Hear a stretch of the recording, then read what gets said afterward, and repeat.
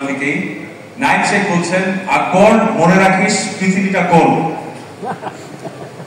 নাইম শুনতে চাই এই স্ক্রিনশট। আকবর আকবর পৃথিবী গোল, উত্তরটা এখন দিতে পারেন আকবর যে ট্রফি নাকি আসলে ঠিক আছে। আসলে মাইক্রোফোনটা একটু মাইক্রোফোনটা পৃথিবী আসলেই গোল। পৃথিবীটা গোল, কিন্তু তুমি ব্যাটিং এ নামলে এবার কথা হবে একটা, মারো ভাই মারো। যেহেতু টি-20 খেলা অবশ্যই মাইকটা কাছে অবশ্যই যেহেতু টি-20 খেলা চেষ্টা থাকবে। লাস্ট ইয়ার আমরা রানার্স আপ ছিলাম, তো যেটা হচ্ছে আকরাম স্যার বললো যে এবারের টুর্নামেন্ট হচ্ছে উইকেটটা অনেক বেশি ভালো থাকে। আমরা লাস্টের ফাইনালে যেটা একদমই প্রিপেয়ার ছিলাম না, যে ওয়েল প্রিপেয়ার ছিলাম উইকেটটা, যেহেতু 6 রান অল আউট হয়েছে।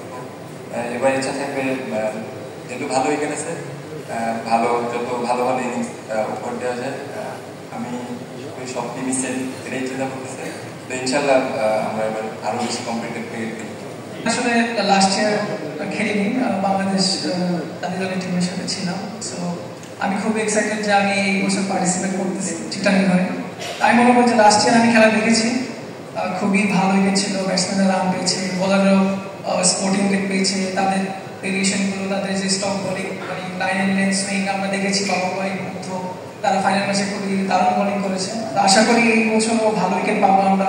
বোলাররাও ভালো, মানে তাদের মন মতো বোলিং করতে পারবে, ডেলিভারিও দিতে পারবে এবং ব্যাটসম্যানদেরকে বল আসতে পারবে।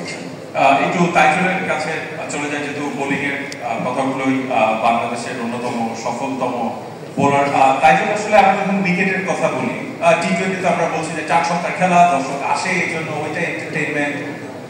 একই প্রশ্ন আপনার কাছে যে আসলে যখন আমরা বলি যে স্পোর্টিং উইকেট, সেখানে বোলার হিসাবে আপনার চ্যালেঞ্জটা কেমন?